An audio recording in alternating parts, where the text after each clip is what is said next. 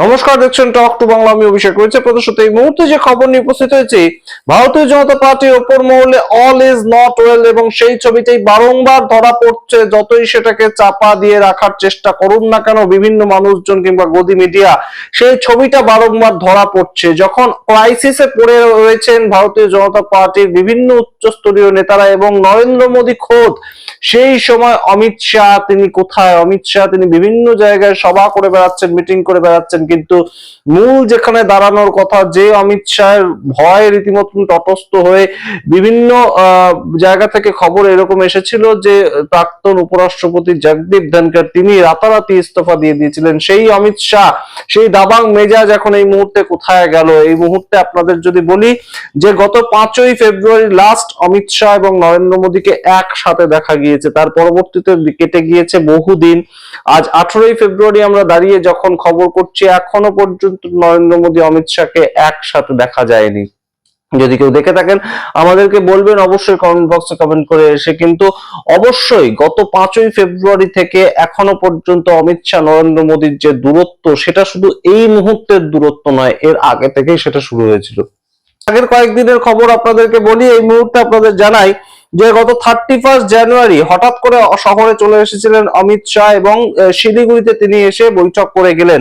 তার পরবর্তীতে 5 তারিখ আমরা যেটা বললাম, সংসদের অভ্যন্তরে রাজ্যসভায় গিয়ে নরেন্দ্র মোদী বক্তব্য রাখলেন। তখন পাশে বসেছিলেন অমিত শাহ, কিন্তু সেখানে তিনি কোনো ধরনের কোনো বক্তব্য রাখেননি। এবং সংসদে সবচেয়ে ইন্টারেস্টিং যে সংসদে এই মুহূর্তে অমিত শাহের যে উপস্থিতি, সেটাও কিন্তু হাতে গুনে রাখার মতন ছিল, কারণ সামগ্রিক বাজেট অধিবেশনের প্রথম অর্ধটা হয়ে গেল এবং সেখানে অমিত শাহ গেলেন মাত্র দুদিন মাত্র অমিত শাহ গিয়েছিলেন। এবং এই বাজেট অধিবেশনে প্রথমবার অমিত শাহ নিজে দাঁড়িয়ে থেকে কোনো কথা বলেননি। যে সময় ভারতীয় জনতা পার্টি একটার পর একটা বিভিন্ন কেসের ভিত্তিতে রীতিমতন ফেসে রয়েছে, ট্রেড ডিল, সেখানে নরেন্দ্র মোদী সরকারকে ঘিরে ধরছে বিরোধীরা। এবং তার সঙ্গে পরবর্তীতে আমরা দেখতে পেয়েছি যে একদম এপস্টিন ফাইল নিয়ে একদম রীতিমতন একটা মনোভাব নিয়ে ভারতীয় জনতা পার্টিকে আটকানোর চেষ্টা করছে, প্রতিরোধ করার চেষ্টা করছে রাহুল গান্ধী। সেই সময় অমিত শাহের মুখ থেকে আপনারা টু শব্দ শুনতে পেয়েছেন?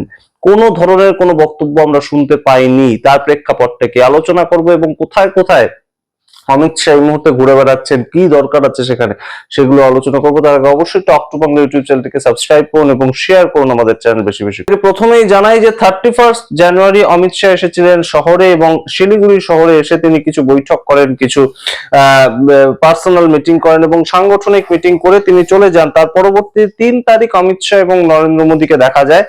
3 তারিখ ট্রেড ডিলের জন্য এনডিএর পক্ষ থেকে নরেন্দ্র মোদীকে যখন মালা পরানো হয়, তখন পেছনে দাঁড়িয়েছিলেন অমিত শাহ, চুপচাপ পেছনে দাঁড়িয়েছিলেন, সেরকম ছবি উঠে এসেছে। তার পরবর্তীতে 5 তারিখ আমরা বললাম রাজ্যসভায় দেখা গিয়েছিল। 6 তারিখ হঠাৎ করে অমিত শাহ চলে যান জম্মুতে এবং 7, 8, 9 তিনি বিভিন্ন সময় বিভিন্ন জায়গায় তাকে দেখা যায়।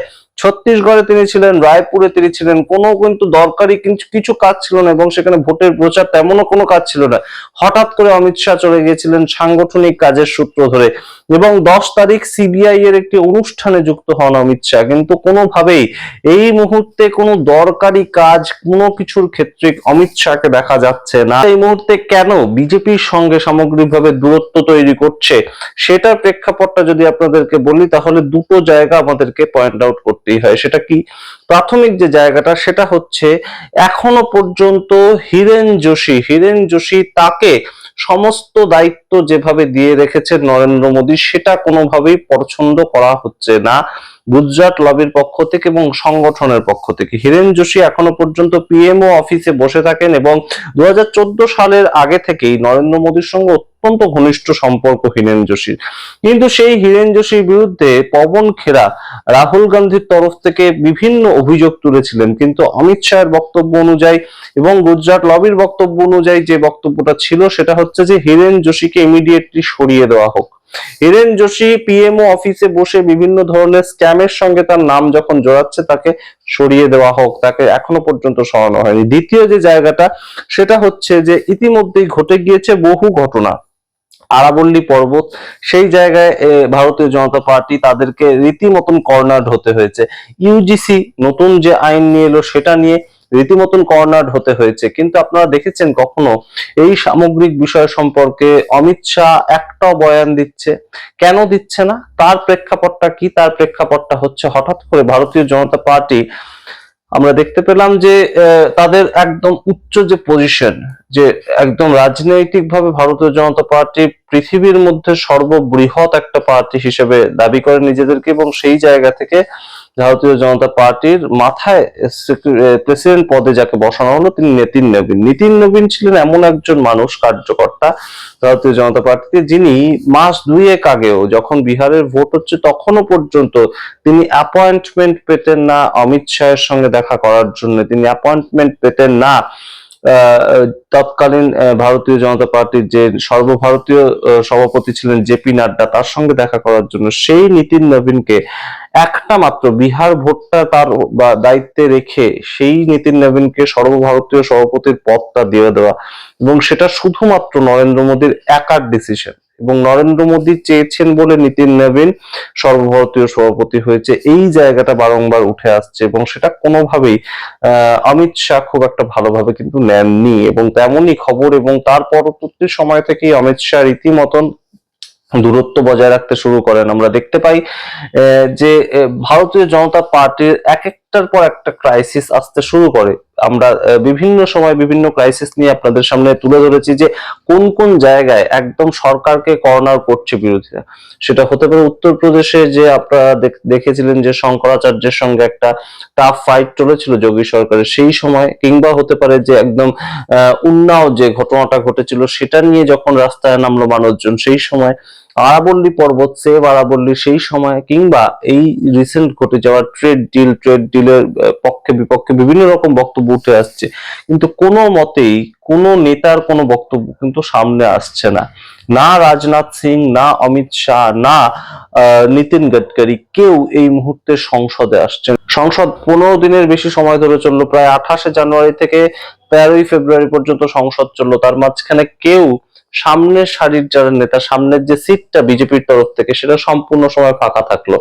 এই যে বিষয়গুলো, এগুলো কিন্তু অবশ্যই বেশ খানিকটা সাংগঠনিক দুর্বলতা কে একদম সামনের দিকে নিয়ে আসে। এবং অবশ্যই অমিত শাহ, যেখানে বিজেপি সেকেন্ড ইন কমান্ড, এবং তিনি একটার পর একটা ভোটের বাজি জিততে জিততে জিততে জিততে ভারতীয় জনতা পার্টিকে এগিয়ে নিয়ে যাচ্ছেন।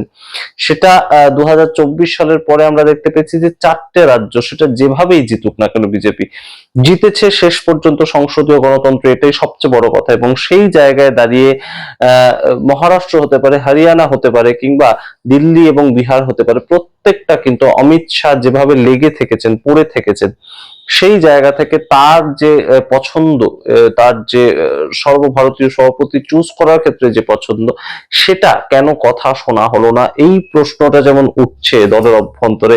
এবং এমন খবর উঠে আসছে যে সর্বভারতীয় সভাপতি যেদিন চুজ করা হচ্ছে নীতিন নবীনকে, তার আগের দিন পর্যন্ত অমিত শাহের কাছে তেমন কোনো খবর ছিল না, সম্পূর্ণ নরেন্দ্র মোদী সিদ্ধান্ত নিচ্ছে। তো এই যে নরেন্দ্র মোদী কেন্দ্রিক হয়ে যাচ্ছে নেতৃত্বের জায়গাটা, এবং হিরেন যোশীকে নিয়েও যে অমিত শাহের একটা বক্তব্য ছিল সেটাও শোনা হচ্ছে না, কোনো মতেই হিরেন যোশীকে সরানো হচ্ছে না তার পদ থেকে। এই যে বিষয়গুলো সামনে উঠে আসছে, এখান থেকে কিন্তু একটা অসন্তোষের তৈরি হয়েছে ছবি। এবং এই যে বিরোধিতা, এই যে স্ববিরোধিতা পার্টির অভ্যন্তরে, সেটা শেষ পর্যন্ত কোন পর্যায়ে পৌঁছে নিয়ে যাবে ভারতীয় জনতা পার্টিকে, অবশ্যই আমরা দেখবো। এবং আরো একটা বিষয় এই মুহূর্তে ভারতীয় জনতা পার্টির অভ্যন্তরে কিন্তু চর্চার বিষয় হয়ে দাঁড়াচ্ছে, যে হরদীপ পুরী এপস্টিন ফাইলের সঙ্গে যুক্ত থেকেছে, নিজের মুখে স্বীকার করছেন তিনি জেফ্রি এপস্টিনের সঙ্গে দেখা করেছেন, সেই হরদীপ পুরীকে এখনো পর্যন্ত কেন নরেন্দ্র মোদী তাকে ইস্তফাটা তাকে দিয়ে দেওয়াতে পারছেন না, তার পার্টির মধ্যে এখনো কেন তাকে রেখে দেওয়া হয়েছে। হরদীপ পুরী তো সংগঠনের খুব বেশি দিনের লোক নয়, তিনি প্রাক্তন আইএএস অফিসার ছিলেন, এখন পেট্রোলিয়াম মিনিস্টার হয়েছেন, কিন্তু কেন হরদীপ পুরীকে ডিফেন্ড করে যাচ্ছে এপস্টিন ফাইলে, যখন একটার পর একটা দেশে, অস্ট্রেলিয়া হতে পারে, আমেরিকা হতে পারে, ইউএসএ হতে পারে, প্রত্যেকটা জায়গাতে আমরা দেখতে পেয়েছি, নরওয়েতে তো পর পর সবাই যাদের নাম এসছে এপস্টিন ফাইলে সবাই ইস্তফা দিয়ে দিচ্ছে। তাহলে হরদীপ পুরী এখনো পর্যন্ত কেন ইস্তফা দিচ্ছে না, এই বিষয়টাও কিন্তু বিজেপির অভ্যন্তরে একটা আলোচনার সূত্র হয়ে উঠেছে। এবং অবশ্যই এই মুহূর্তে যেভাবে ট্রেড ডিল হয়েছে, হরদীপপুরীর ঘটনা, এপসিন ফাইল, সমস্ত জায়গা থেকে বিজেপি কিন্তু একটু লন্ডভন্ড পজিশনে রয়েছে এবং সেখানে আমরা দেখতে পেয়েছি যেটা অমিত শাহের সঙ্গে নরেন্দ্র মোদীর দূরত্ব, নরেন্দ্র মোদী সরকারের সামগ্রিক দূরত্ব চোখে পড়ার মতন আপনাদের সামনে রাখলাম। পরবর্তী কোনো ডেভেলপমেন্টের খবর অবশ্যই আমরা জোগাড় করার চেষ্টা করবো, আপনাদের সামনে ব্যাখ্যা করার চেষ্টা করব। আপনাদের মতামত অবশ্যই কমেন্ট বক্সে কমেন্ট করুন। দেখতে থাকুন টক টু বাংলা, অবশ্যই টক টু বাংলা ইউটিউব চ্যানেলটি সাবস্ক্রাইব করে দিন। ধন্যবাদ।